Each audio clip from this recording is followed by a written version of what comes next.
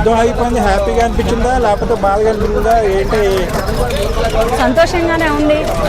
Trump గారు వచ్చి మన ఇండియన్ తరపు నుంచి పాకిస్తాన్ తరపు నుంచి మధ్యవర్తిత్వాన్ని నిర్వహించి ఇటువంటి యుద్ధాన్ని ఆపారు, ప్రాణాలని కాపాడారు ట్రంప్ గారు.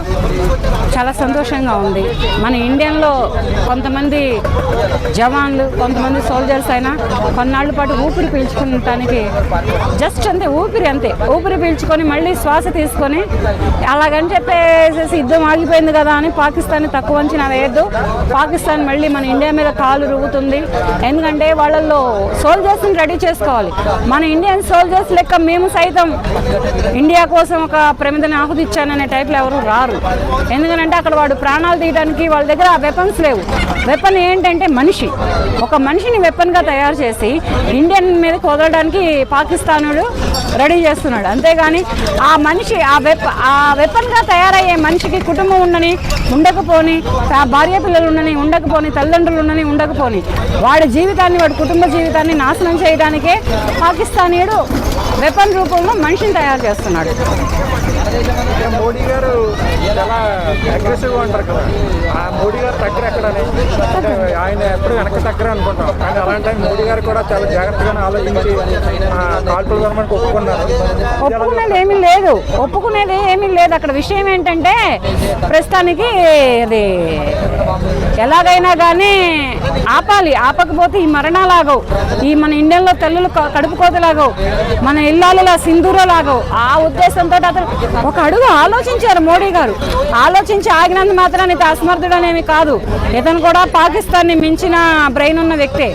కానీ ఏంటంటే అవతల వేరే దేశపు వ్యక్తి వచ్చి మనకి మరి మాట్లాడారు కదా, మాట్లాడినందుకు అతనికి గౌరవం ఇవ్వాలి కదా.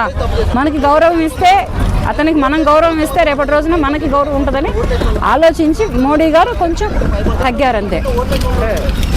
మోడీ గారు ఈ పవన్ కళ్యాణ్ గారు లాగా తయారంటారా? ఎక్కడ తగ్గాలో ఎక్కడ నెగ్గాలో తెలిసిన వ్యక్తి అని అనుకోవాలంటారా? పవన్ కళ్యాణ్ గారి రాజకీయానికి మోడీ గారి రాజకీయానికి చాలా తేడా ఉంది. ఇతను మన ఇండియన్ కంట్రీలో ఒక రాష్ట్రానికి డిప్యూటీ అయితే అతను మన కంట్రీకే ప్రధానమంత్రి నాయకుడు.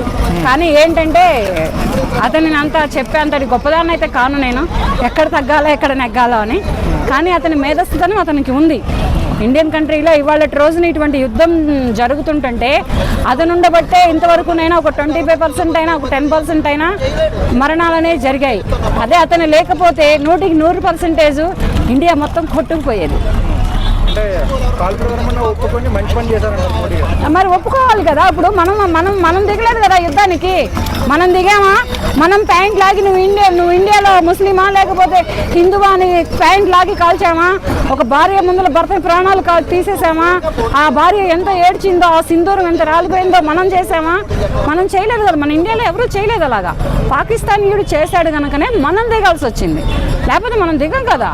చల్లగా శుభ్రంగా ఎక్కడికక్కడ ప్రజలేంటి, ఆ దేశ ప్రజలేంటి, మన దేశ ప్రజలేంటి, ఎవరికి వాళ్ళం బ్రతుకుతున్నప్పుడు ఏంటంటే అగ్గిపుల్ల గీసి పాకిస్తానే ఇండియా మీద వేసింది.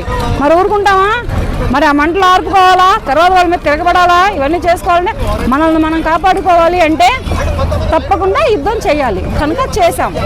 దానికి మోడీ గారు 100% సపోర్ట్ చేశారు.